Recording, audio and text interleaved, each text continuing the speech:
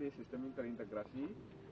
Nanti rencananya ini karena kita tanam di waduk Sermo ini akan kita kirimkan ke base station di kampus.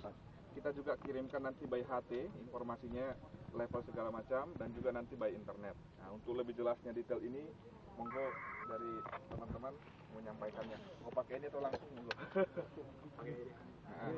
Biar mantap. Biar mantap.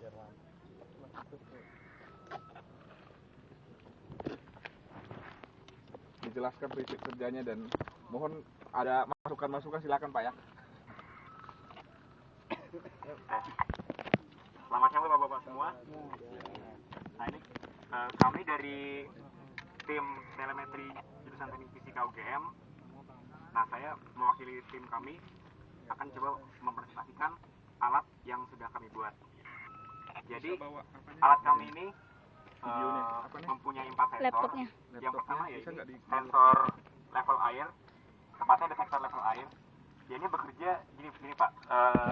Dia dalamnya ada pelampung. Pelampungnya dikasih magnet yang kuat gitu. Nah terus di samping-samping ini ada switch itu saklar magnetik. Jadi saklarnya penutup kalau dia kena magnet gitu. Nah jadi kalau airnya ini masuk lewat bawah, misalkan kan dia dipasang dia vertikal begini.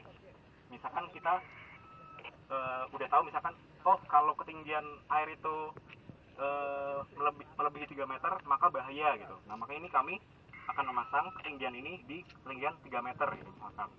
Jadi sewaktu air masuk lewat bawah, lewat sini terus airnya membawa pelampungnya ke atas, nanti dia ada saklarnya di sini, saklar switch-nya. Jadi menutup gitu. Nah, setelah kira-kira dia melewati 3 meter, nanti dia sensor ini tahanan switch itu menurun. Nanti di kontrolernya dia membaca bahwa ketinggiannya sudah melebihi ketinggian aman gitu. Jadi mengirim data ke base stationnya di jurusan Teknik Fisika gitu sebagai ketinggian yang waspada misalkan seperti itu. Nah berikutnya ini sensor getaran. Sensor getaran ini dia berbasis piezoelektrik. Dia kayak stiker Twitter gitu yang pakai piezoelektrik. Piezoelektrik ini dia kalau kena getaran, dia ini Pak menghasilkan tegangan gitu, menghasilkan sinyal audio sesuai getarannya. Nah ini kami pakai kerangka kubus ini untuk memperkuat getaran dari luar. Misalkan getaran lemah, dia akan lebih kuat getaran dalamnya, sehingga getaran yang diterima oleh si piezoelektrik ini kuat, sehingga sinyal listriknya yang dihasilkan lebih kuat juga. Karena ini kabelnya panjang dan sinyalnya masih lemah, kami pernah ngukur nih kode sinyal ini cuma sekitar 1 mV itu maksimum, pun getarannya kuat. Nah ini di dalam ini kami pasang preamp-nya pakai preamp mikrofon, pakai preamp yang 3 tingkat gitu. Kenapa pakai preamp mikrofon? Karena getaran waduk itu masih di daerah getaran audio gitu, makanya pakai preamp mic tuh bisa. Setelah dikuatkan, ternyata dengan input 1 mV itu bisa sampai keluar 4 volt sampai 5 volt gitu setelah dikuatkan. Nah karena outputnya sudah besar itu, akhirnya bisa diolah oleh controller untuk mengambil data berapa ketinggian getaran maksimumnya, berapa getaran rata-ratanya gitu, berapa getaran minimumnya dari 2 sensor ini, lalu dikirimkan ke base station lagi gitu. Nah ini dia ngambil datanya itu, istilahnya sampling datanya itu setiap 0,09 detik. Jadi kan kita kan memancarnya setiap 9 detik sekali. Jadi dia nih kontrolernya ngumpulin status data, lalu dihitung berapa getaran maksimum, berapa getaran minimum, berapa getaran teratanya, lalu dikirimkan ke base station gitu. Dalam waktu 9 detik. Jadi waktu detik 9 detik cuma pendek gitu. Nah ini.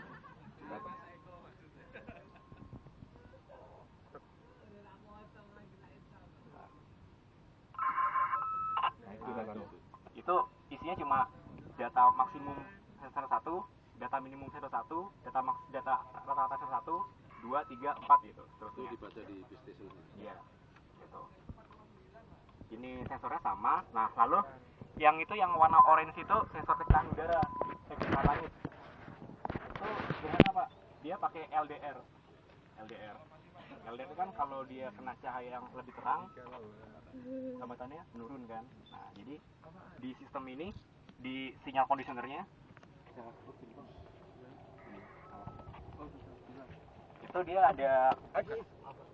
ada pemrosesnya supaya kalau dia ada perubahan hambatan, dia tegangannya berubah gitu.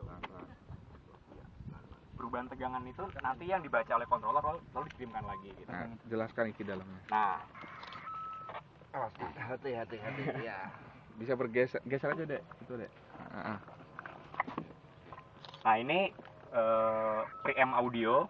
Ini Tingkat itu. ini baru dua tingkat, terus ini tambah setingkat lagi, jadi ada 3 tingkat buat 2 channel. Nah, ini kenapa kami kasih casing ini supaya dia nggak terganggu sama sinyal dari HT, supaya noise-nya sedikit. Sangkar Faraday. Pakai sangkar Faraday. Terus ini preamp juga. Ini sinyal conditioner biasa, ini pakai op amp, amplifier biasa. Nah, ini controllernya. Controller dia membaca data getaran, level sama kecepatan langit setiap 0,09 kali, lalu dihitung berapa maksimum. 3 data bisa langsung. 4 data sekaligus. Sekaligus gitu. Jadi dia dibikin datanya lalu dipancarkan lewat HT melalui modulator FSK gitu. Modulator FSK ini mungkin Bapak tahu sebagai ini modem Baycom. Yang buat apa? APRS gitu. Itu mirip. Dia modulatornya FSK gitu. Modulator FSK gitu. Frekuensi shifting. Terus PTT buat HT juga dikendalikan oleh controller. Jadi dia tinggal output audio, output PTT masuk ke HT gitu.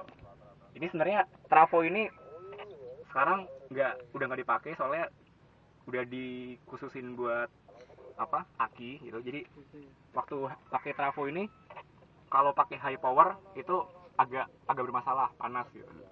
Tapi untungnya kemarin kita udah nyoba dari bendungan situ ke base station dengan low power di frekuensi 431.800 UHF, itu masih bagus sinyalnya terima gitu. Nah, ini kami setelah dikirim masuk ke antena itu, nah itu antenanya itu Pak, pakai pengarah 5 elemen UHF gitu. Terus untuk menerimanya ini kami simulasinya ada di tenda situ sih, bentar. Di situ simulasinya ya pakai penerima UHF, pakai HT kami, terus masuk ke modem lagi, pakai modem FSK juga, lalu masuk ke port serial di laptop gitu, tampilin di laptop gitu kira-kira. Ini ada 3 PM nya. Oh, ini sebenarnya ini tadinya mau dipakai 3 sensor getaran. Soalnya kan sensor getaran kan keluarannya mirip audio gitu. Nah, ini kami bikin 3 PM audio, tapi ternyata yang satu ini kurang cocok. Entah kita belum periksa entah transistornya atau apa. Jadi ini yang dipakai cuma 2, terus yang satu kami bypass gitu buat level kecerahan udara gitu. Di bypass lepas masuk ke sini. Ini penguat juga, lalu masuk ke controller. Itu berapa? Kontrolnya AT berapa? AT Mega 32. 32. Iya. Pakai 16 bisa? Sebenarnya bisa. Memori programnya masih longgar banget, tapi kami ngejarnya ini Pak, Murah. RAM-nya. Oh, RAM-nya. Soalnya ngitung 100 data tuh lumayan berat Lumayan gitu. berat. Kiranya gede nanti. Berapa itu kira-kira? Ini RAM-nya, Rupiahnya? Enggak, rupiahnya. kalau controllernya, kalau IC-nya doang itu sekarang ya sekitar 100 lah. Tuh, mahal. Berarti murah 32 apa? 16 ya? Kurang 16 tuh cuma sekitar 50-an. Cuma RAM-nya kurang. Ya, kalau kira-kira totalnya habis berapa? Sama sensornya. Total, wah, berapa ya? Kos juga kan? Wah. Mereka yang buat ya. Anggaran berapa kemarin diajukan gitu. Wah, itu nggak cuman bikin lagi nanti. Tinggal ya. Berapa Mas? Kemarin Mas? Lupa aku Mas. Buat sensor tangki air di rumah nanti. Habis sudah jalan. Perakiraan mereka yang beli Ya Kasar aja lah. kasar ya. biaya belinya itu berapa komponennya, baru nanti biaya lemburnya makannya berapa. Itu kadang-kadang lebih mahal. Jasanya lebih mahal kan daripada komponen. Mungkin kalau 5 juta cukup. ya mungkin kalau keseluruhan dari komponen sama makan ya 10 juta lah. Enggak apa-apa. 10 juta. Belum aksinya. Gitu Pak kira-kira. Itu mungkin penjelasan singkatnya. Nah, oh ya, ini sebelum kami mengakhiri penjelasan singkatnya, ini kami mau perkenalkan tim kami dulu gitu. Mana. Nah, ini yang pertama ada Mas Wahyu, ini yang jaket yang baju merah, ya ketuanya, ketua koordinator kami. Iya. Ini angkatan 2009 gitu. Iya, main ketua panitia lomba antena. Terus berikutnya ada Audrey. 2009. 2000 berapa? 2011. Ini dia tugasnya sebagai perancang detektor level air gitu. Terus ada Halimah juga timnya Audrey, angkatan 2011 juga, dia perancang sensor level air juga. Terus ada Putu. Terus ada dia angkatan 2011 juga. Terus ada dia. Ada Joandi, ada Alfi 2011 juga gitu. S1 apa S2? S1. Yang 2011 tugasnya bikin sensor. Terus saya sendiri, nama saya Koko, saya sama Mas Wahyu bertugas bikin alat controllernya gitu. Alat controllernya. Gitu Pak. Sekian dari kami.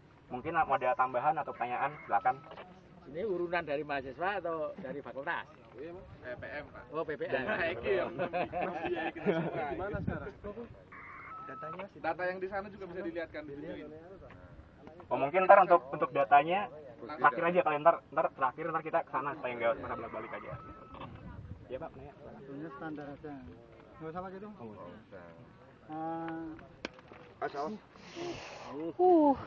Kabel plus sama main itu kan ada induksi itu kalau itu dia lecetnya. Cuma saya lihat tadi itu penyambungannya mesinnya tidak lurus kalau ini. Iya. Begini. Jadi kalau begini nanti kalau dia nanti nempel mesti ada ya entah itu induksi atau ini mesinnya. Oh iya. Ya ini standar aja enggak Oh. Ini. Ya, penyambungan ini. Ini kan juga mempengaruhi hasil itu nanti. Iya. Ya ada resiko yang. Terus kemudian ini Mas, kita tahu umur karet ini kelenturannya berapa. Kenapa pakai karet ini? Ini mau dibuat untuk berapa lama? Dia punya batas waktu. Nah target ini sih awal 2 tahun dulu. Oh 2 tahun. Karet ini cuma berapa bulan? Kenapa lagi habis? Ya, panas hujan. Ini kan nanti akan kami tanam di tanah, Pak. Iya, tapi umur dari karet ini. Karetnya itu loh, karetnya. Kelenturannya ini dia punya batas kemampuan. Oh iya. Bahkan mungkin bisa malah kaku malah. Aku atau malah kalau lu lembek sekali. Lebih baik jadi pakai per ya. Enggak, karetnya juga. Karetnya mungkin kalau pakai karet seal mungkin itu bisa. Lebih kuat. Karet seal. Karet seal yang panjang, misalkan itu sepeda motor yang iya. Maaf ya. Mungkin itu lebih usianya dia lebih tapi bagus tadi usulnya justru per kecil itu. Oh, kami udah nyoba pakai per, dia Per ballpoint misalnya. kurang lentur. Pakai yang ini pakai ini. Carangan pakai itu paling tidak. Oh iya. cuma ke kualitas dari karet aja, keawetan. Enggak sampai setengah tahun juga udah. Mungkin kalau yang gini mungkin lebih riskan rusaknya daripada karet yang pensil Yang lainnya juga gini 5 juta, 10 juta masa cuma. Bahannya agak sedikit. Orang lihat wah karetnya gini. Makannya ya Pak. Yang ini kan sistem ditanam ya? Ini berapa? ditempel di bawah. di pinggir dinding waduk yang di pipahan itu, dinding beton. Jadi sebagian di permukaan, di atas permukaan air. Kami Ya masangnya nanti lihat ukurannya, Pak. Kan dia kan datanya kan sampai berapa meter tadi kan? misalkan Diukur dari kami ini. tahu bahwa ini misalkan ketinggian air sekitar 3 meter itu udah udah waspada levelnya. Nah, kami ini masang di 3 meter gitu. Jadi disesuaikan dengan ukuran ketinggian air waduk. Kalau masalah tarian Kenaikan air waduk ini katanya ada yang bilang bisa sampai ya 3 meter. Nah, bisa enggak ya. Nah, itu apa? Datanya sih kalau ketinggian berapa itu paling enak kami sesuaikan sama ketinggian apa sih pintu air kipasannya itu. Itu kan kalau dia udah melimpahnya tinggi berarti kan emang udah deras gitu kan. Udah airnya udah banyak yang masuk sini. Akan melimpah sudah ada data ya. Kalau masalah tarian loading ini itu masalah teknis ya, merata sama enggaknya masalah tarian ini. Kalau lilitan itu cuma apa? Menahan doang sih, menahan. Oh, cuma menahan aja. Saya kira kalau masalah teknis kalau tariannya itu enggak ya. Dia cuma ngambil getarannya itu. Jadi getaran pada pusher itu ya. Iya. Twitter yang apa? Iya. Speaker magnet. Termasuk pusher ini. Cuman ya ini kendalanya cuma dari karet. Ya, betul lagi ya. Karetnya karet sil itu kan ada yang tipis kecil kan ada. Lebih kuat itu. Iya. Ya. Itu karetnya ya jangan pentil itu kan bukan pentil. Kalau pentil semua malah orang Jawa bilang pentil. Pentil kan ada karet dua. Bisa bilang pentil. Ya karena bagi berapa? Kalau kecil pentil itu, kalau besar pentol ini.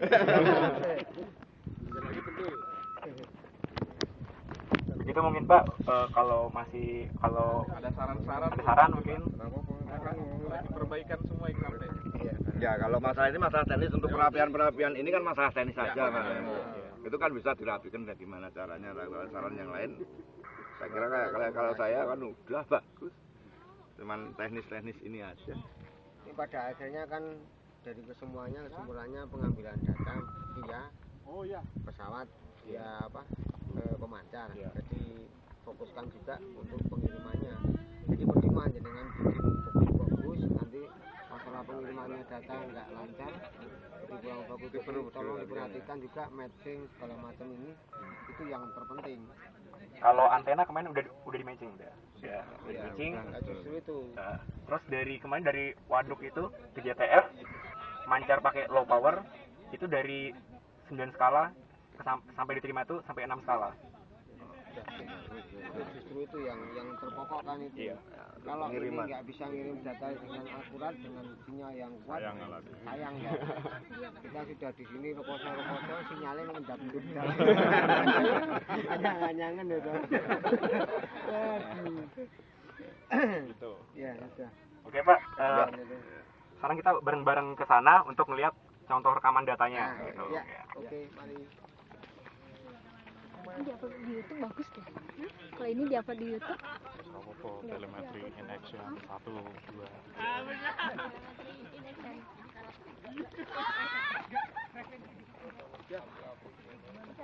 Ini toh Om. Di mana? Oh, yang ini ya.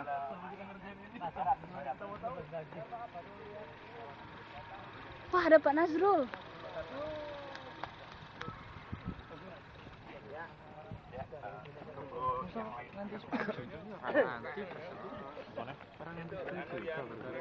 Idenya yang sampai 10 juta. Oke, Bapak-bapak. Ikan besar yang maju itu. Ini Apa pakai itu aja? ini kami untuk receivernya kami pakai HT uang. Sistemnya sini cuma untuk menerima doang. Menerima. Ini antena penerimanya, menerima dari sana. Kecilin volumenya dikit. Tes ya. Nah ini output audionya kami masukkan ke demodulator FSK gitu. Ini mirip sama Becom modem yang untuk APRS atau untuk komunikasi data itu. Nah ini keluar di port serial masuk ke laptop. Nah ini diterima di softwarenya. Ini softwarenya yang buat itu Mas Roni. Ngajak saya. Itu kan satu tim ya itu. Kan ya. Mas Roni ya. Nah ini dia bisa menerima sekaligus semua datanya dari sensor 1, misalkan ini sensor 1 yang warna merah ini ada 3 ini dia ada minimum, maksimum sama average-nya, rata-ratanya. Terus yang biru sensor 2, coklat 3, yang 4. Nah yang merah ini sensor level air gitu. Nah, ini kenapa dia rata? Karena ini saya diangkat ke daratan. Nah itu kami belum kalibrasi, belum dibalik istilahnya sistemnya. Jadi kalau dia airnya di bawah justru ke atas datanya gitu. Kalau air di atas dia ke bawah, jadi belum dibalik di programnya. Nah ini yang biru ini kecerahan langit. Ini kalau dia rendah itu sangat cerah gitu. Kalau agak mendung dia tinggi. Naik ya. Nah ini Kalau hujan, nah ya juga naiknya gelap kan. gelap. Pokoknya dia lebih naik daripada biasanya. Terus ini yang coklat sama hitam ini dia getaran. Nah ini karena sensornya lagi dipegang-pegang jadi kan dia getar kan. Nanti kedetek getarannya. Yang tertinggi ini level maksimum yang udah dihitung. Lalu yang lebih rendah ini level getaran rata-ratanya gitu. Terus yang bawah banget tuh level minimumnya. Jadi minimumnya 0, maksimumnya sekian, rata-ratanya sekian. Itu diambil datanya dari titik ke 0 sampai ke 9 gitu Pak. Dikirim ke sini, diterima lalu di displaykan. Ini bisa cuma dilihat rata-rata doang, bisa dilihat maksimum doang, bisa dilihat minimum 0 biasanya, atau juga ini bisa di save datanya. Misalnya ini data tes waktu itu, Time-nya juga ada itu ya. ada juga. Belum di stop dulu, lalu di tarik. Nah ini misalkan ini waktu dicoba di lab sih di kampus, ini data getaran ini. Terus nih karena level airnya belum coba di lapangan jadi belum ada datanya di situ ya. Kira-kira begitu ya.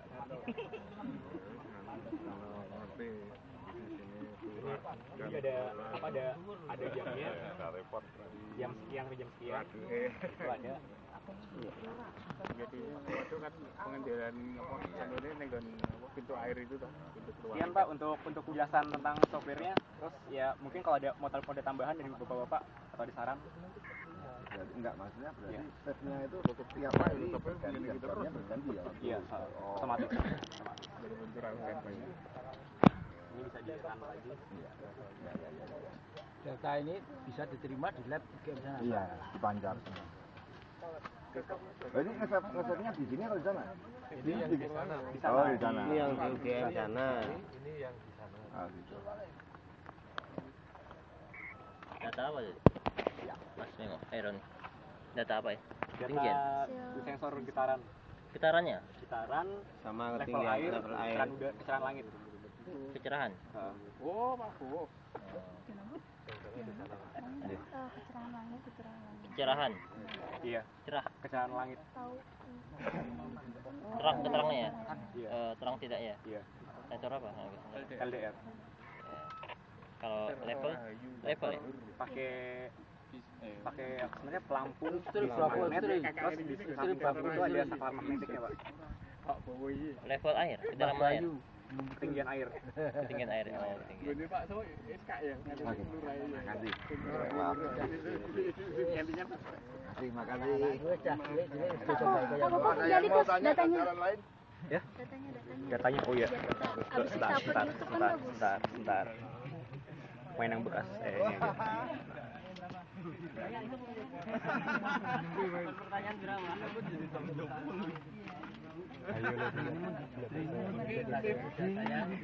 Tim telemetri foto bareng aja Pak. Sama bapaknya. Iya.